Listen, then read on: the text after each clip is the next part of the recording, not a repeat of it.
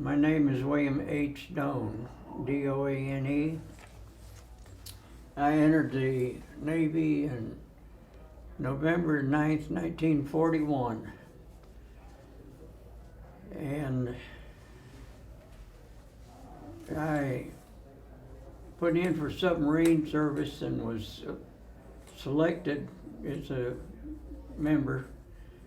But they talked me out of it because of my age, I imagine. But they sent me to Little Creek, Virginia for training. And when I got out of Little Creek, they sent me to New York City to see what they was going to do with me. So they put me as Navy gun crew on merchant vessels.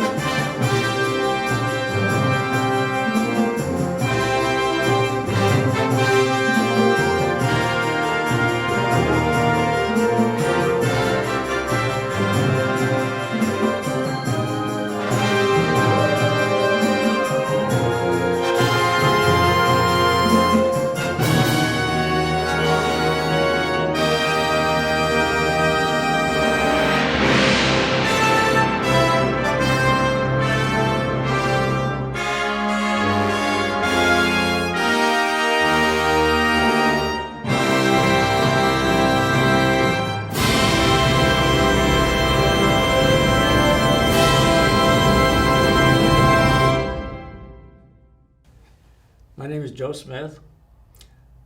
I came down to the States from Canada when I was 17 years of age because I was born in Maine and my dad was in the Canadian service and he said, join the Navy, but do it in the States. Get your citizenship, get it back. So I came down, I was 17. I took a physical and I was too small. I was only 4'11", and I weighed 98 pounds. So they said, go home and build yourself up. So I did, and 6 months later I came down and I just made it. I was 5 foot tall, 110 pounds, that's the minimum. My name is Bob Marshall.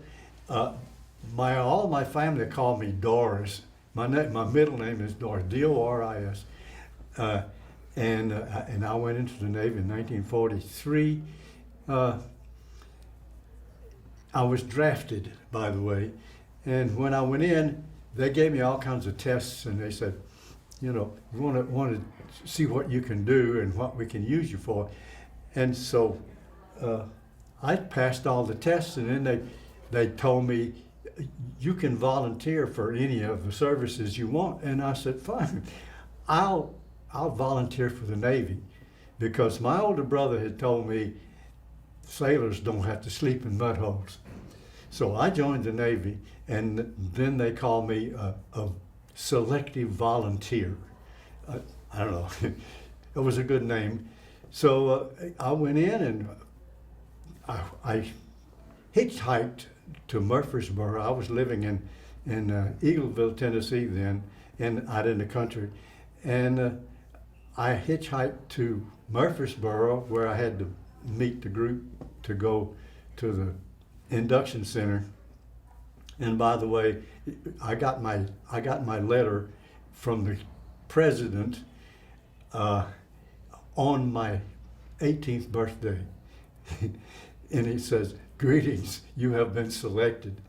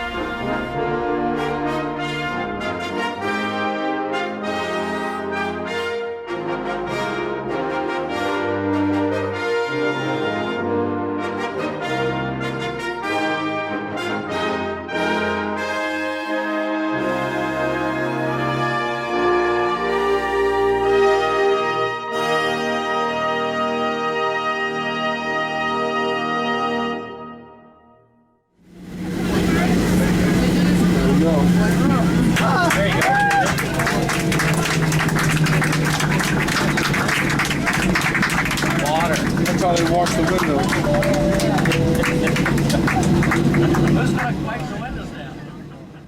My name is Ellen Willard, and I was in the Army during World War II.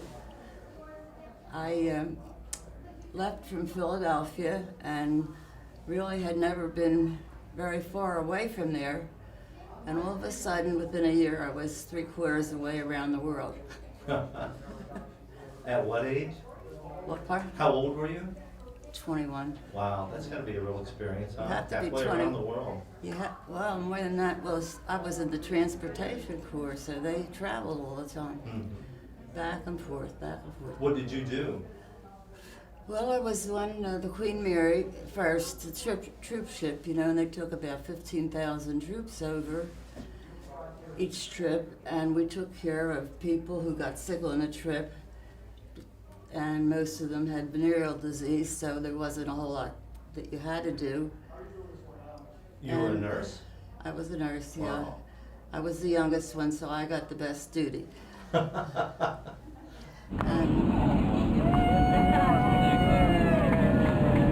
Oh, look at the rainbow.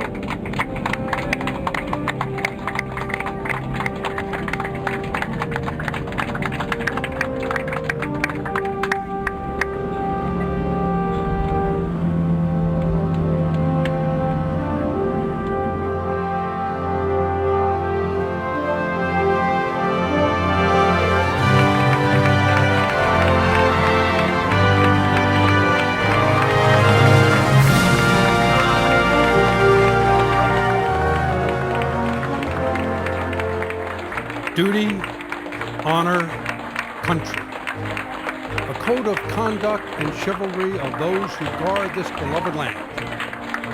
An ideal so noble that it arouses a sense of pride and yet humility. An expression of the ethics of the American man at arms.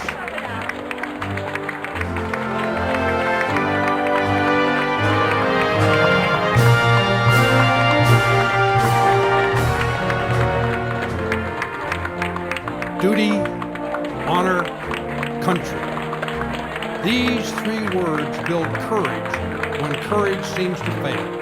Regain faith when there seems to be little cause for faith. Create hope when hope seems forlorn. The American man-at-arms, above all other people, prays for peace, for he must suffer and bear the deepest wounds and scars of war.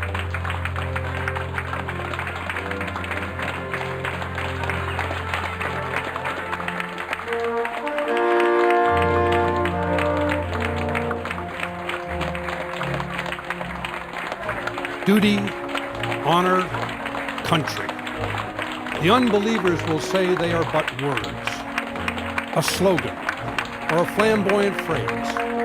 Every demagogue, every cynic, and every hypocrite will try to downgrade them to the extent of mockery and ridicule. The code which these words perpetuate embraces the highest moral law and will stand the test of any ethics or philosophies ever published for the uplift of mankind.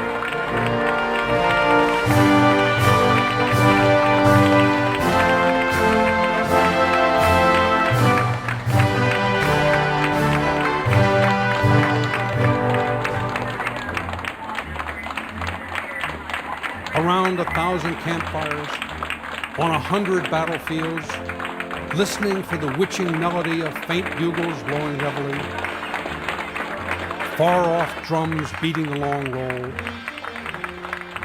This is the story of the American man-at-arms. His name and fame are the birthright of every American citizen. In his youth and strength, his love and loyalty, he gave all that mortality can give. He has never failed us.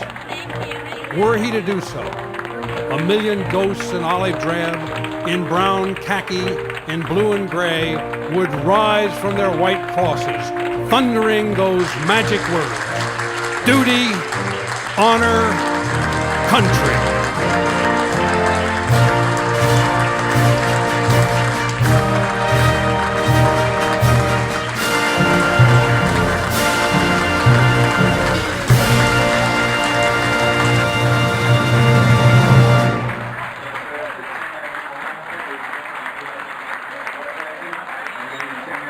My name is Joseph W. Bybee, 30th Division, 120th Infantry, Company F, and I was on the front lines most of the time.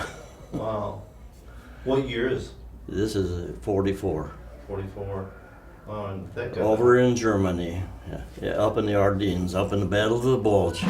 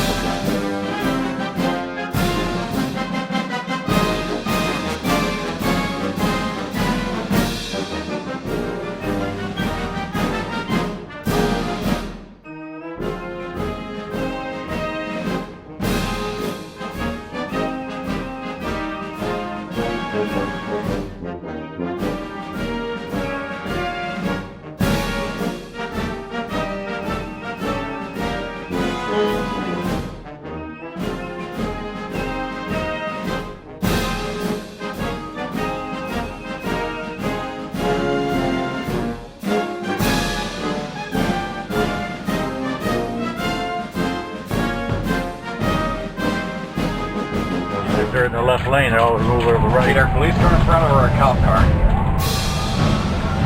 Transit police. Now you'll want to watch what happens when we go past this transit police car up here. This gives you a real fine appreciation for how you're being treated today. Well, my name is Glenn Wright, and I was in the Navy on an aircraft carrier, CVE 71, and I was handled the bombs and the rockets, and torpedoes, stuff like that, through all the attacks.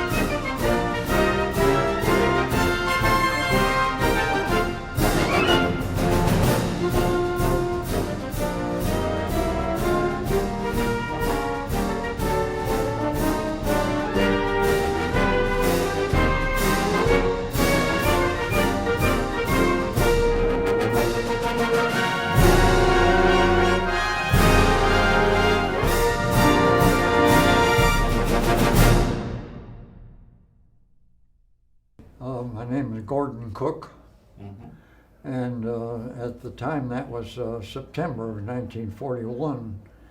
On a Sunday, another midshipman and I went downtown Chicago to see a movie. It was a 2-hour newsreel about America's might in the Pacific, and this was December 7th. Oh, We wow. walked outside the theater, and the newsboys were saying, "Japanese attack Pearl Harbor, Japanese attack Pearl Harbor." We said they didn't do anything like that in the movie at all. That's bad advertising. So we walked down the street, and some more newsboys, the same thing. So we paid a nickel and ball, and by gosh, they had attacked Pearl Harbor. So we got back to the dormitory.